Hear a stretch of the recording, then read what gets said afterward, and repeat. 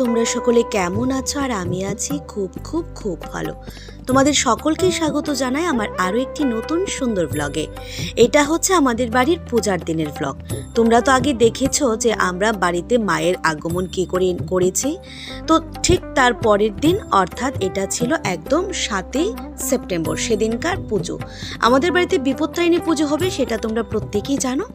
একদম সকাল সকাল ঘুম থেকে উঠে আমি ফ্রেশ হয়ে সোজা চলে যাই আমাদের পুরান বাড়িতে।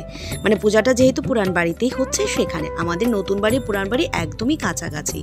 তারপর সেখানে কিছুটা পূজার আয়োজন করছিল মামিমুনি মাসিমুনি প্রত্যেকে মিলে, কাকিমুনি তারা। তারপর সেখান থেকে সোজা চলে যায় ঘটের জল ভরার জন্য পুকুরে। তো তখন আর বেশি কেউ যায়নি, কাকিমুনি আর যার জন্য মানত করা প্রিন্স, কাকা আর কয়েকজন মিলে, আর সঙ্গে আমি গিয়েছিলাম। তো সেখানে ছিল শিবম, বৌমনি তো থাকবেই, সঙ্গে আমার বোন পূজাও থাকবে, আমরা একসঙ্গেই থাকি। আর আমি দেখাচ্ছি পূজাকে যে একটু দেখা পুকুর পাড়টা। মানে আমাদের এখানে না পুকুর নদী, নদী বলতে অনেকটা দূরে, আর পুকুর বলতে তো আমাদের এখানে নেই বললেই চলে। একটা পুকুর আছে, তাও এটা একটা ঠাকুর বাড়ির পুকুর। তো সেখানেও সব কিছু করা যায় না, ওই সাধারণ ধরো বড় পুজোর জল টল হলে আনা যায়। তো এর পাশেই রয়েছে একটি সুন্দর ধান ক্ষেত, এটা ভীষণ সুন্দর। আর পরিবেশটা দেখো, দেখতেও না কত সুন্দর লাগছিল। আচ্ছা, আমি কিন্তু সেদিন পরেছিলাম হোয়াইট রেড কম্বিনেশনের শাড়ি। তো তোমাদের কাছে আমার শাড়িটা কেমন লেগেছে জানিও, বা আমাকে কেমন লেগেছে তাও জানিও। সঙ্গে বৌমনিও পরেছিল সকালে রেড কালারের শাড়ি, এবং পূজার সকালে কুর্তি পরেছিল এবং বিকেলে শাড়ি, সেটাও শেয়ার করব। গোটা দিন আমরা কি করে কাটালাম বা পুজোর দিনটা আমরা কেমন করে কাটালাম সমগ্রটা শেয়ার করব এই ব্লগটার মাধ্যমে। অবশ্যই তোমরা স্কিপ না করে দেখলে আমাদের দিনটা কেমন কাটলো সেটা তোমরা দেখতে পারবে। জল ভরার পর বাড়ি এসে দেখি প্রত্যেকটা ভোগ এখানে রেডি হয়ে গেছে। এখানে একটি আমাদের মামিমুনি আর আমার মা, তারা দুইজন মিলে কিন্তু রেডি করছিল মায়ের জন্য ফুলের মালা। আর এখানে পুরোহিত মশাই চলে এসেছে, এসে পুরোহিত মশাই কিন্তু বিভিন্ন নিয়ম অনুসারে প্রত্যেকটা জিনিস রেডি করছিল। তো ঠাকুর পূজা করার আগে কিন্তু অনেক নিয়ম কানুন থাকে, তোমরা প্রত্যেকেই জানো। আমাদের বাড়িটা না ভীষণ বড়, তো বাড়ির মাঝখানে যখন প্যান্ডেলটা হয়েছে, বাইরে এত পরিমাণে রৌদ্র যে ভিতরে ভিডিও করছে আর একদম কালো কলা আসছিল, যেহেতু বাইরে থেকে ব্রাইটটা দিচ্ছিল তার জন্য। কথা বলতে বলতে মায়ের কাছে প্রত্যেকটা ভোগ এসে গেছে, এবার নিবেদন করার পালা। আমাদের বাড়ির প্রত্যেকেই কাজ করে তারপরে এখানে একটু বসেছে। মা, কাকিমুনি, মাসিমুনি, আমার বড় মাসিও এসেছিল। তারপর ধীরে ধীরে সব আমাদের অতিথিরা আসবে, এখানে সবাই মিলে গল্প গুজব করছিল। আর পুজো কিন্তু ধীরে ধীরে শুরু হওয়ার পালা। আচ্ছা, আমাকে তো তোমরা দেখতেই পাচ্ছ একদমই নর্মাল, মানে একটা শাড়ি পরেছি। আমার আগে থেকে ইচ্ছে ছিল আমি সেদিন একটি শাড়ি পরবো, সেই মোতাবেক শাড়ি তো পরি, তবে চুলটা ছিল ভিজা, পরে চুলটা বাঁধবো মানে ভেবেও আর বাঁধা হয়নি। যাই হোক, এখানে পূজা একদমই নর্মাল, সিম্পল একটি কুর্তি পরেছিল। যেহেতু আমি মেকআপ করেছি, আমার সাথে ওকে একদমই কালো লাগছিল। আর এমনি তো বলেছিলাম না, সানলাইট পড়েছিল, তার জন্য ভেতরটা ভিডিওতে অনেকটি কালো এসেছে। তারপর আমাদের বাড়িতে কিন্তু পুজোটা হয় খুব সুন্দর করে। আর কি কি নিয়ম কানুন অনুসারে প্রত্যেকটা জিনিস করা হয়েছিল তোমাদেরকে আমি আগেই বলেছিলাম। আমাদের পুজোর কিন্তু মেইন যার জন্য মানত করা হয়েছে এটা হচ্ছে প্রিন্স, তার জন্য প্রিন্সকে আগে সংকল্প করার জন্য বসানো হয়, সঙ্গে কাকা বসেছিল। আর আমরা প্রত্যেক ব্রতীরা এখানে কিন্তু প্রত্যেকটা মানুষ, মানে আমরা ব্রত রেখেছিলাম। অনেকের বাড়িতে থাকে না একজন কি দুজন, আমাদের বাড়িতে প্রায় 15 থেকে 20 জন ব্রতীই ছিলাম আমরা। প্রত্যেকে কিন্তু নিয়ম অনুসারে আমরা সেদিন পুজোর আয়োজনটা কমপ্লিট করেছিলাম। তো কথা বলতে বলতে এখানে দেখতে পাচ্ছ ধীরে ধীরে কিন্তু প্রত্যেকে আসছে। আমার বড় মামিমণি চলে এসছে, ছোট মামিমণি চলে এসছে। এবার মায়ের পুজোর শুভারম্ভ শুরু হয়। মায়ের যে চক্ষুদান হয় সেই চক্ষুদানের মধ্য দিয়ে কিন্তু দেখো মায়ের মুখখানি কি মিষ্টি লাগছিল। তো আমাদের পুজোটা সুন্দর করে কিন্তু সেদিন শুরু করা হয়েছিল। এবার তোমরা তাহলে দেখতেই থাকো পুজোটা।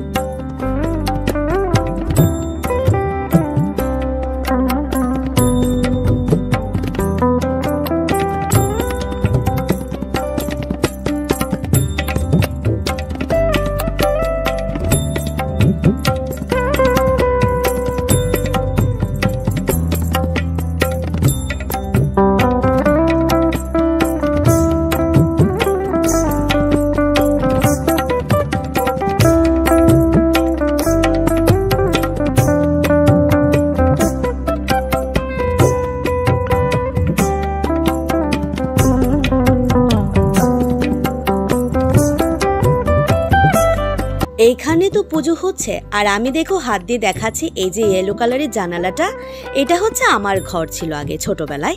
আর এখানে সাহেব আসলো দেখলে সেটা হচ্ছে আমাদের রাস্তা বাড়িতে আসার। সেই ঘরেই কিন্তু আমি ছোট থেকে বড় হয়েছি। তারপর ক্লাস 5-এ ওঠার পর আমরা নতুন বাড়িতে চলে যাই। আমরা পুনরায় আবার এই বাড়িতে চলে আসার কিন্তু প্ল্যান করে রেখেছি। কথা বলতে বলতে পুজোর প্রত্যেকটা নিয়ম অনুসারে কিন্তু সারাদিনের পুজোটা শেষ হচ্ছিল। তারপর শুরু হয় যজ্ঞ। আমাদের বাড়ি পুজোটা না বেশ অনেকটা সময় ধরেই কিন্তু হয়েছিল। এখানে আমি আবার প্রত্যেক সময় একটু একটু করে ভিডিও নিচ্ছিলাম, সঙ্গে বৌমনিও কিন্তু সেখানে বারবার ভিডিওতে তাকাচ্ছিল। কারণ বৌমনি আমি পূজা আমরা একরকম মানে ফ্রেন্ডসের মতোই চলি বলতে পারো তোমরা। তারপর এখানে যজ্ঞটা হয়, এত সুন্দর যজ্ঞ হয়েছিল কি আর বলবো। আর সত্যি যদি পুজো ভালো হয় প্রত্যেকেই বলে যজ্ঞটা নাকি যজ্ঞ দিয়ে বোঝা যায় পুজোটা কেমন হয়েছে। যজ্ঞের যে ধোঁয়া ছিল এত পরিমাণে বইছিল সেটা প্রত্যেকের চোখে জ্বালা করছিল। মানে অনেকে বলে যজ্ঞের ধোঁয়া চোখে লাগাও কিন্তু অনেকটা ভালো। যাই হোক, এগুলো পূজার নিয়ম পুরোহিতরা বলে বা বড় যারা থাকে তারা বলে। আমরা তো আর কিছুই জানি না, যা শুনি তাই শিখি। তো পুজোটা কিন্তু ধীরে ধীরে কমপ্লিট হচ্ছিল। পুজোর শেষে কিন্তু আমরা প্রত্যেকে মিলে পুজোর যে আরতি হয়েছিল তার সঙ্গে সঙ্গে আমরা অনেকটা আনন্দ করেছিলাম। এবার মানে বাড়িতে পুজো হচ্ছে, আমি ভাবলাম বাইরের একটু দৃশ্যটা তোমাদের সাথে শেয়ার করি। এই যে বললাম এটা হচ্ছে আমাদের ঘর, মানে এটা আমার রুম। আর আমি আবার হাত দিয়ে দেখাচ্ছি এটা হচ্ছে আমাদের ঘর। এখানে জানলা খোলা দেখতেই পাচ্ছ, এখানে এখন অন্যরা থাকে। আমরা আবার ফিউচারে চলে আসবো এখানে। আর এই যে আমাদের গেট। আমাদের বাড়িটা ভীষণ বড়, অনেকটা বড়। আমাদের বাড়িতে প্রায় আগে একসঙ্গে 15 জন ছিলাম, এখন অনেকেই সেপারেট হয়ে গেছে, আবার ভবিষ্যতে আসার প্ল্যান রয়েছে। আর আমাদের বাড়িতে কিন্তু আগে বাগান বাড়ি বলে প্রত্যেকেই চিনত। বাড়িটা এত সুন্দর, মানে সামনের দিকে বাগান ছিল, ফুলের বাগান। কথা বলতে বলতে তোমরা আমাকে দেখতেই পাচ্ছ রেড শাড়িতে একটু নেচে নিচ্ছিলাম। বাইরে যেহেতু মানে বাড়ির ভেতরে ঢাকের আওয়াজ বাজছিল, সে অনুসারে আমি একটু ডান্স করছিলাম। এবার দেখো আমার কি শুরু হয়ে গেছে। তোমরা জানো গান শুনলে আর ঢাকের আওয়াজ শুনলে আমি একদম নিজেকে আটকে রাখতে পারি না। কথা বলতে বলতে কিন্তু সমগ্র নিয়ম শেষ করে এবার শুরু হয়ে যায় অঞ্জলি। তোমাদের যেমনটা বলেছিলাম বাড়িতে প্রায় 15 থেকে 20 জন ছিলাম আমরা ব্রতী। তো প্রত্যেকে মিলে কিন্তু অঞ্জলিটা আমরা কমপ্লিট করেছিলাম। ছোট থেকে বড় প্রত্যেকে ছিলাম আমরা সেদিন সংযম করে উপোস। তো উপোসটা করার পর তারপর অঞ্জলি দিতে হয়, তোমরা প্রত্যেকে জানো। নিয়ম অনুসারে প্রত্যেকটা কাজ হয়েছিল এবং আমরা বাড়ির ছোট বড় প্রত্যেকে মিলে কিন্তু পুজোর কাজগুলো নিয়মগুলো বড়দের কাছ থেকে শুনে শুনে সুন্দর করে পালন করারও চেষ্টা করেছি। আর সব থেকে সুন্দর জিনিস হচ্ছে পুজোর শেষে যজ্ঞের ফোঁটা, যেটা আমার ভীষণ ভালো লাগে। যজ্ঞের ফোঁটা দেওয়ার পর এইবার আমাকে কেমন লাগছে এটাও কিন্তু জানাতে তোমরা ভুলো না। আর এখানে দেখো ধীরে ধীরে কিন্তু নাচের যে ভাবটা সেটা শুরু হয়ে যায়। সবকিছুর শেষে শুরু হয় মায়ের আরতি। আরতি তো তোমরা অবশ্যই দেখবে। তাহলে আরতির পাশাপাশি আমরা প্রত্যেকে মায়ের কাছে আমরা ঢাকের তালে তালে নাচও করেছিলাম, সেটাও তোমরা দেখতে পারবে। তার আগে দেখো এখানে যে ধূপ মানে আমাদের আলোক প্রদীপ ছিল, সে প্রদীপের তাপ নিয়ে নিচ্ছিল প্রত্যেকে। মা যেন সকলকে মঙ্গল করে এবং সকলের রোগ শোক মুক্ত করে দেয় এবং বিপদ মুক্ত করে দেয়, সেই কামনাই আমরা করেছিলাম। এদিকে যেহেতু মায়ের পুজো হচ্ছে, তাহলে মায়ের পুজোটা তোমরা একটু উপভোগ করো।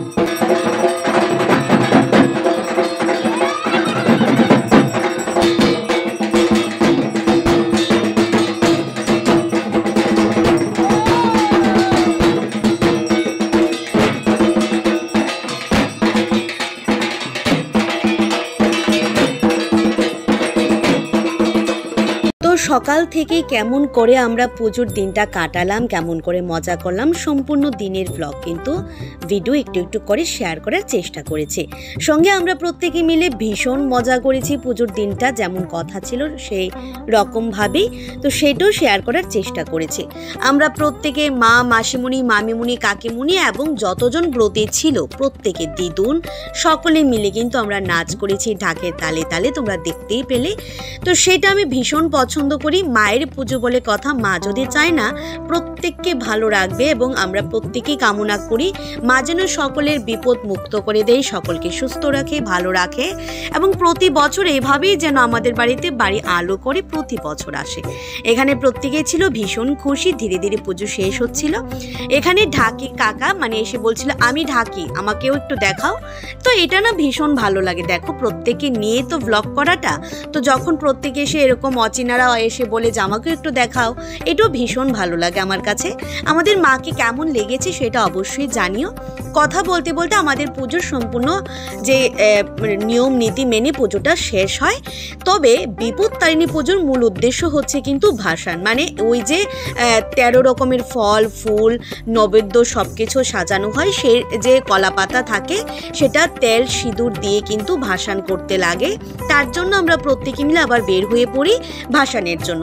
তার আগে একবার তোমরা প্রত্যেকে দেখেছো যে আমরা কয়েকজন মিলে সকালে গিয়ে নর্মালি জলটা ভরে এনেছিলাম পুকুর থেকে, আর এইবার যাচ্ছি প্রত্যেকে মিলে ভাসানের জন্য সেই পুকুরটাতে। তো আমিও ছিলাম। এবার দেখো বাড়ির প্রত্যেকে মিলে বের হয়েছিল, বাড়িতে শুধু ঠাকুরমা, পিসিমণি। আমার পিসিমণিকে ব্লগে এখনো দেখায়নি, যদি আবার দেখায় কোনো ভিডিওতে থাকে আমি অবশ্যই মেনশন করে দেব কোনটা আমার পিসি। অন্যবার হয়তো অনেক ভিডিওতে তোমরা দেখেছো, হয়তো বা ভুলে গেছো, খুব কম আসে পিসিমণি। তো পিসিমণি, ঠাকুরমা ছাড়া, কাকিমণি ছাড়া বাকি সবাই কিন্তু এসে পড়েছে। আর আমার সোনা বাবা বাড়ি ছিল। বৌমণি এখানে দেখো কত সুন্দর লাগছিল বৌমণিকে। আর আমার মা একদমই নর্মাল ছিল সেদিন, সারাদিন কাজ করছিল তো তার জন্যই। যাই হোক এখানে প্রত্যেকে ছিল কিন্তু, আর ভীষণ মজা করেছি পুজোর দিন বলে কথা। তারপর এখানে আমরা পুকুরে যাই, ভাসান প্রক্রিয়া সম্পন্ন করি, তারপর চলে যাই বাড়ি। বাড়ি গিয়ে কি হয় তা তো শেয়ার করবই। তার আগে দেখো ভাসান প্রক্রিয়াটা আমরা কেমন করি শেয়ার, মানে সেদিন করেছিলাম সম্পূর্ণটা।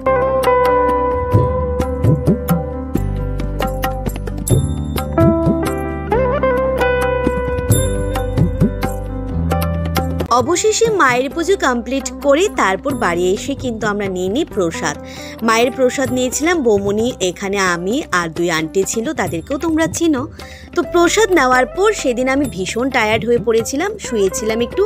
তারপর বিকেলে উঠে দেখে এখানে গান বাজছিল, ডিজের সাউন্ড। আর এখানে একটা সাউন্ড আমি তোমাদের সাথে শেয়ার করতে পারবো না, দুঃখিত, কারণ তোমরা জানো ঢাকের আওয়াজ শেয়ার করেছি, গান যেহেতু সেটা আমি আর শেয়ার করতে পারছি না।